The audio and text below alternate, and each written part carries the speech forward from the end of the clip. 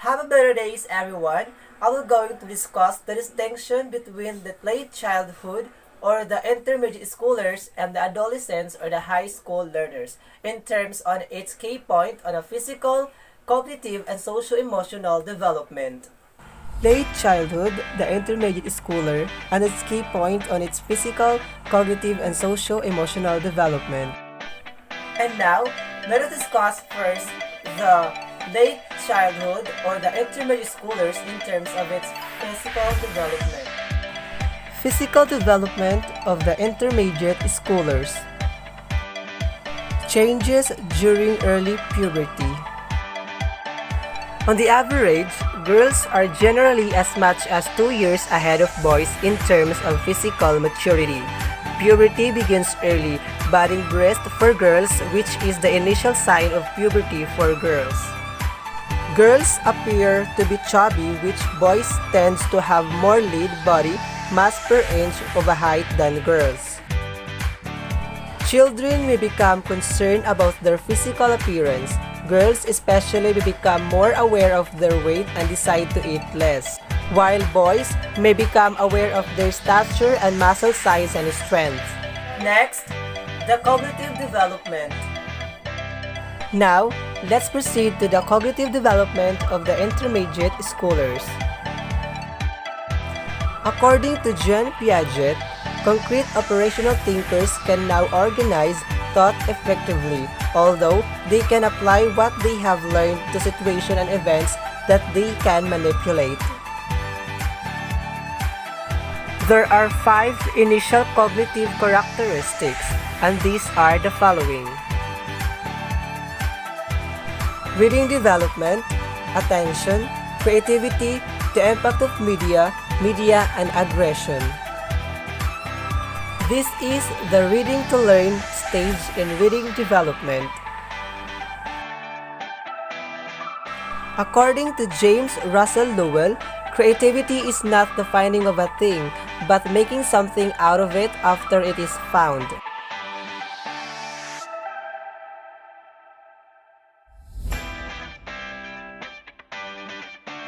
According to Anderson and Collins in 1988, television viewing is a highly complex, cognitive activity during which children are actively involved in learning.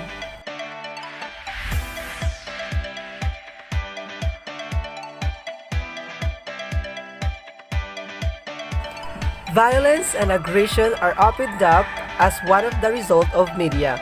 According to the Public Health Summit in 2000, the following are the sum of the negative results of media. Children will increase antisocial and aggressive behavior. Children may become less sensitive to violence and those who suffer from violence. Children will desire to see more violence in entertainment and real life. Children will review violence as an acceptable way to settle conflicts. And the last one is the socio-emotional development. Socio-emotional development of the intermediate schoolers. At this period of socio-emotional development, children are spending less time in their home. The bulk of their time is spent out of the home, either alone or with other children rather than with adults. One of the most widely recognized characteristics of this period of development is the acquisition of feelings of self-confidence. This is what Erik Erikson referred to when he described the developmental task of middle childhood, the social crisis industry versus inferiority. When we say industry, it refers to the drive to acquire new skills and do meaningful work. Perspective taking enables the child to judge others' intentions, purposes, and actions, give importance to social attitude and behaviors. Emotional development. Show improved emotional understanding, increased understanding that more than one emotion can be experienced in a single experience. Show greater ability to show concealed emotions and utilize ways to redirect feelings and a capacity for genuine empathy. Building friendship. As children go through their late childhood, the time they spend in peer interaction increase. For them, good peer in relationship are very important. At this time, I will going to discuss the adolescent or the high school learners in terms of its physical, cognitive, and social-emotional development. And now, let us discuss the adolescents, the high school learners, and its key point on the physical, cognitive, and social-emotional development. And now, let us discuss the physical development of the adolescent. Physical development of the high school learners or adolescents. When we say adolescence, it is a period of transition in terms of physical, cognitive, and socio-emotional changes, physical transition being particularly coupled with sexual transformation. Biological changes comprises the major transition from childhood to early adolescence. In addition, alteration in sleeping habits and parent-adolescent relationship may be experienced accompanying puberty changes.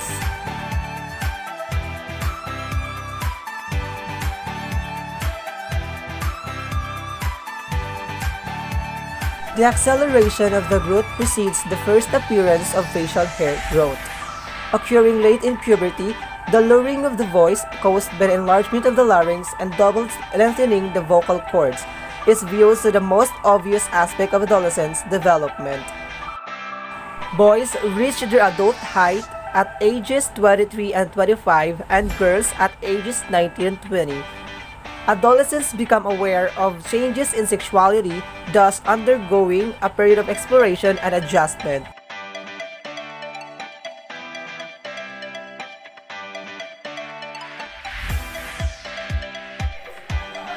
Second is the cognitive development.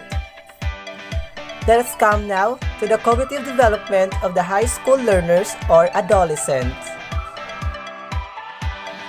These changes are marked by the acquisition of new cognitive skills due to the brain's increasing weight and refining synaptic connection, technically known as the corpus callosum, which join and coordinate the two hemispheres of the brain. Accompanying brain changes in cognitive capability, the adolescent begins to acquire special awareness and formulate abstract or general ideas involving numbers, orders, and cause-effect.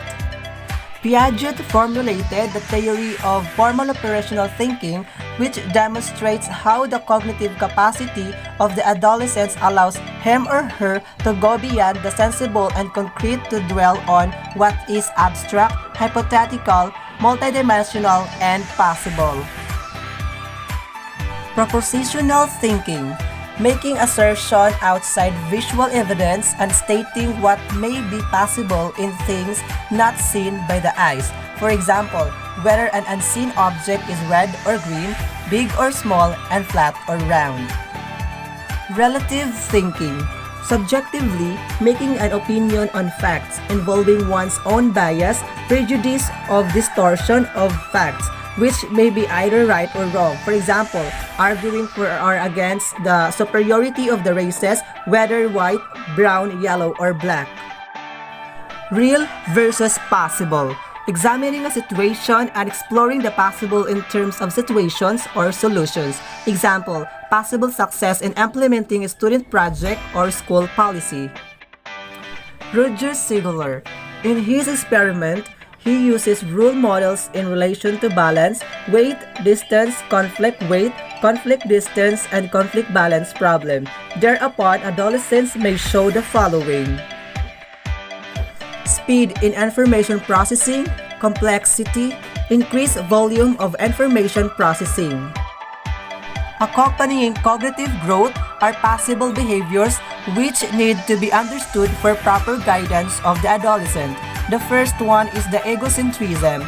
This is the tendency among adolescents to think too much of themselves, such as to be too sensitive to social acceptance of their appearance, actions, feelings, and ideas, and etc.